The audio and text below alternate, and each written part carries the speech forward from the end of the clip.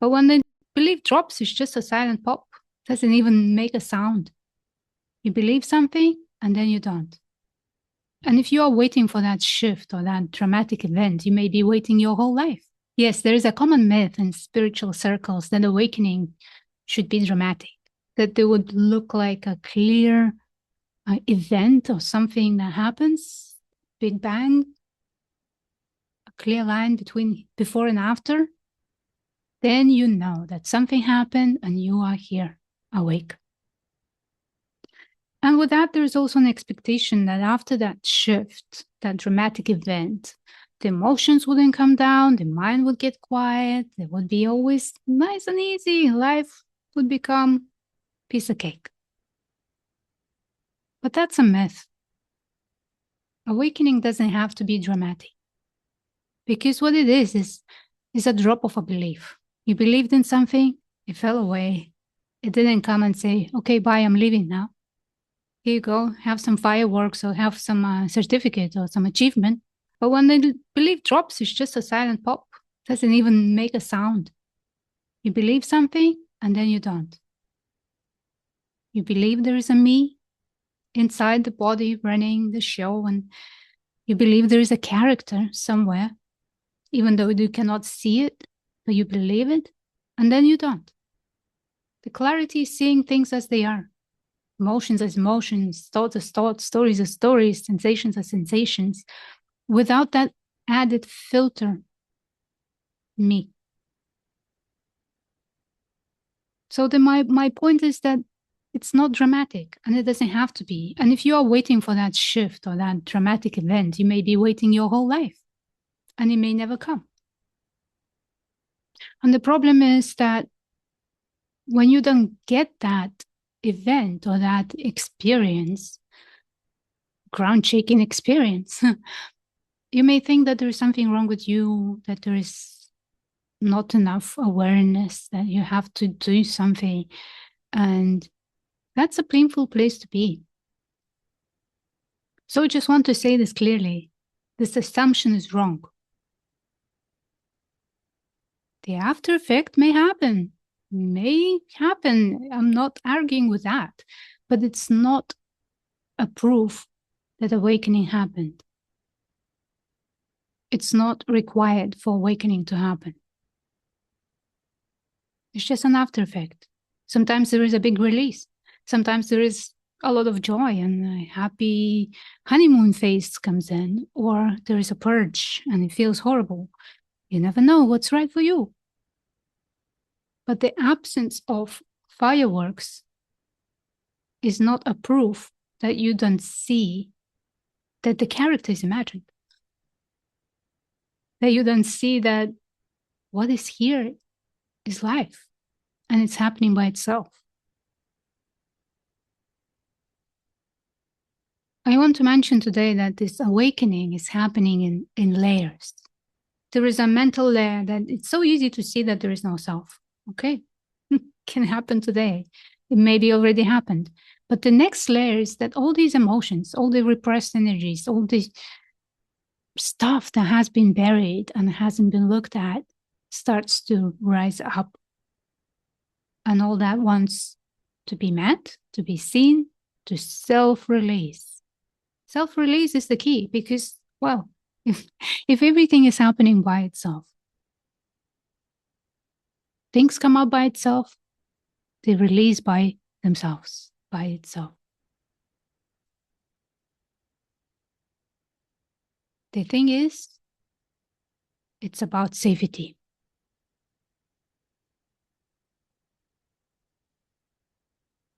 When the mind sees that there is no character as it thought there was, that the character is imagined is not real, the system doesn't get it so quickly. The system is maybe still in contraction, in shock. So I want you to imagine now, you may close your eyes for fun and just imagine that you are a snail. A snail that lives in the garden and is just doing its snail business, walking around, moving slowly and gently. And then there is a kid.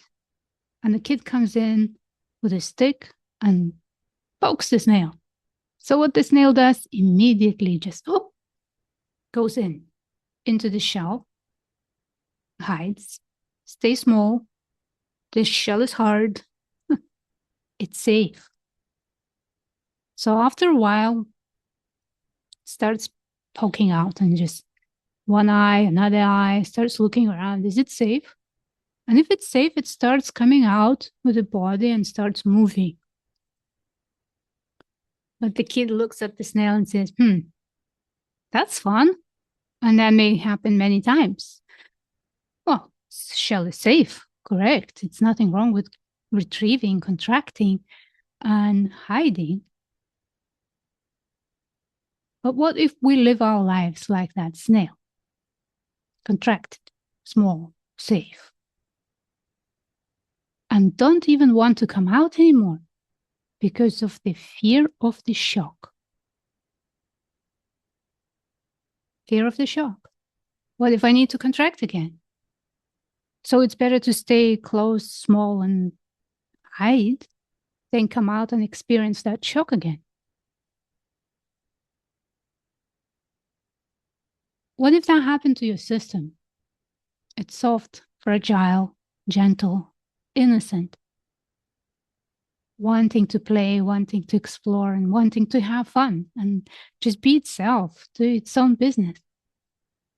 But because it has been hurt, poked, it had to contract so many times that now it doesn't know that it's safe anymore. And the world out there feels dangerous. What people think, what may happen, what horrible situations can occur, how will it deal with them? So the system stays small and contracted in order to protect itself. So it's not wrong. The shell is good. It's doing its job. It's keeping something safe. But it also limits and protects from living fully, from living openly, from feeling fully. And it may be comfortable to feel contracted, because this is the old way. This is how everyone lives. This is how my parents lived. And what if I open up and just get out into openness and be happy? Would other be hurt? Would other people be upset about that? Maybe they're not going to like it. But that's just old programming. So seeing through the self-illusion is recognizing with the mind that the character is imagined.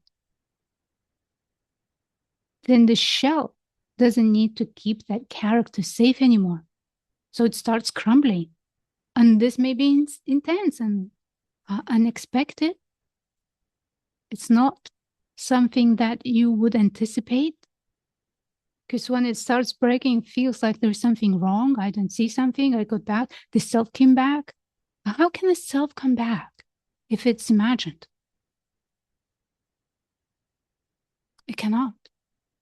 So whatever is happening here, the emotions, the charge, the reactions, the contractions, is not the self. It's not the character with your name that is doing that.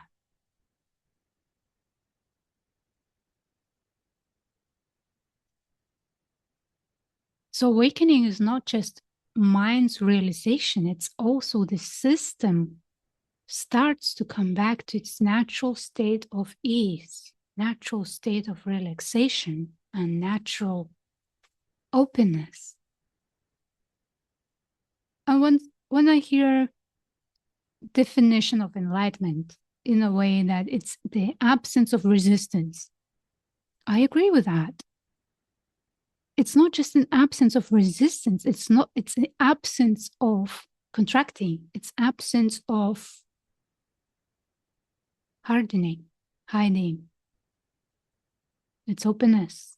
Everything can come in. You can get poked. Yes, interesting. What happened here? Yes, please, poke me again. See if there is something inside that is trying to avoid that or get rid of it or make somebody else wrong because they poked you, or if there is like, yeah, okay, bring it on. Let's see. Let's see. It's interesting what's going on here. Because there is space for everything. There is allowing everything to be as it is.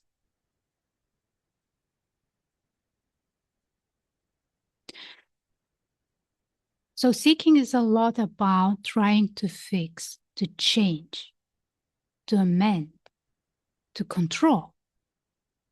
And the shift of recognition is bringing the attention back here into the body, into this experience, knowing that it's all okay, that you are okay.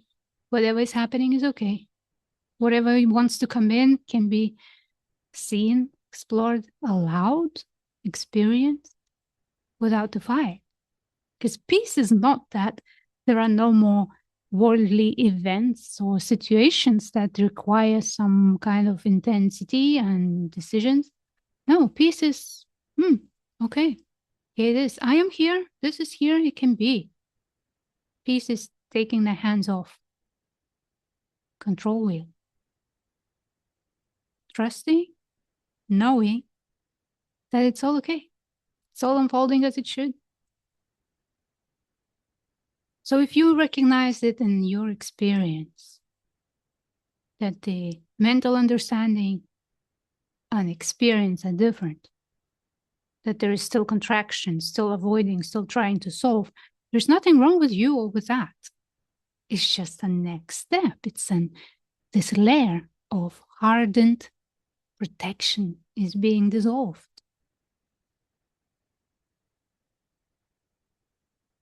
And it's not what the mind expects. So whatever you saw, heard, or read, and other people talking about, yes, it's good, it's valid for them. But the way your system works, what you can handle, what is being presented for you is true. There's nothing wrong with that. It's right. It's exactly right. So you can relax into that and allow life to show up in the way it's showing up.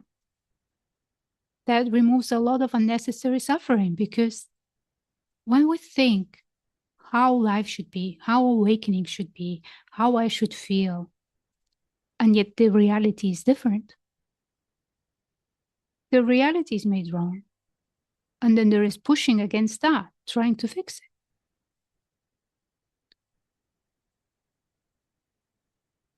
And in my work, I sit with people with whatever is coming up, whatever wants to be seen, whatever is ready to self-liberate, whether it's a story, a feeling, emotion, an old energy, or something you don't even know how to put words there, the contraction, the frozenness,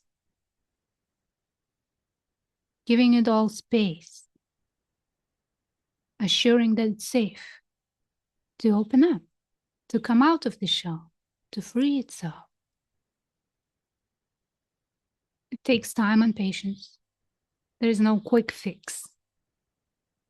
But look at this. This system may be noisy.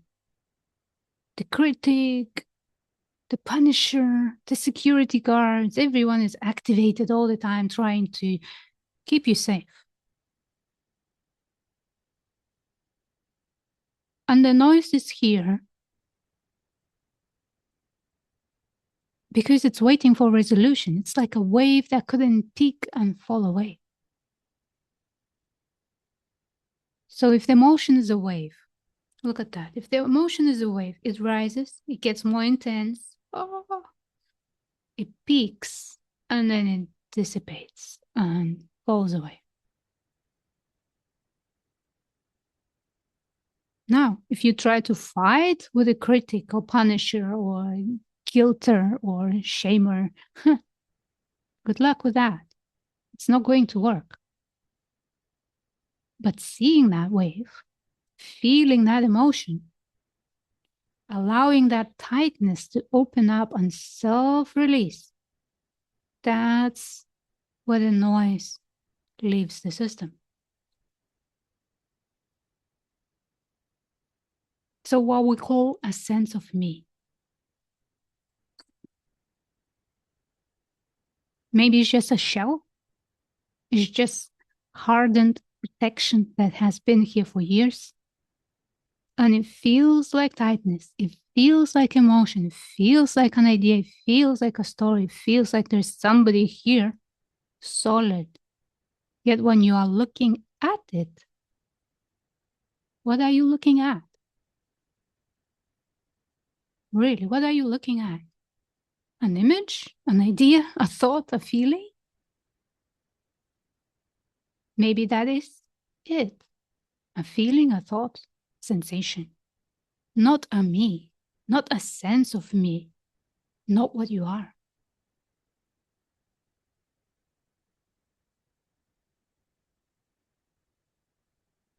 And I know that it feels like there's going to be an explosion. Something big is going to happen, waiting for that big to happen. But the softening is not a firework. It's leaning back into yourself, leaning back into the safety, leaning back into what is always here. Beautiful openness. It feels good.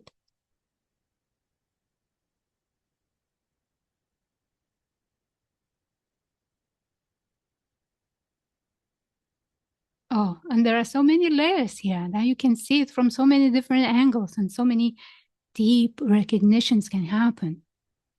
So don't worry about that. It will come. You are where you need to be. You are looking at what you need to look at. As long as you're looking at, not looking for. You're looking for escape, looking for fixing, looking for resolution. No, no. You're looking at what is here right now. What is here that wants to be felt, wants to be expressed, wants to be experienced, wants to be maybe just acknowledged and allowed to be. When you stop looking out and start looking in, that's the flip. That's the shift. That's where everything starts to entangle, starts to undo, starts to open. And with that, you can notice that it's more comfortable to be you, more comfortable to be in your body, in your environment, in your relationships. It's just becoming freer, more natural.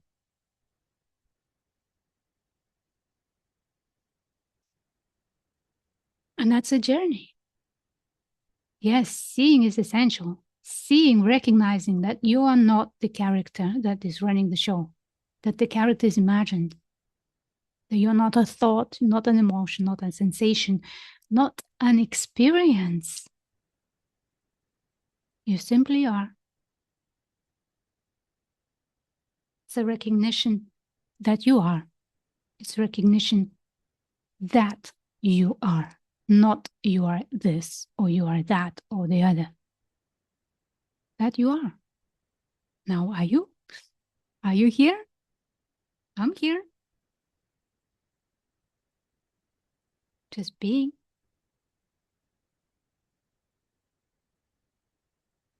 I'm here. Just waiting for the next word to come flow out, and it flows out.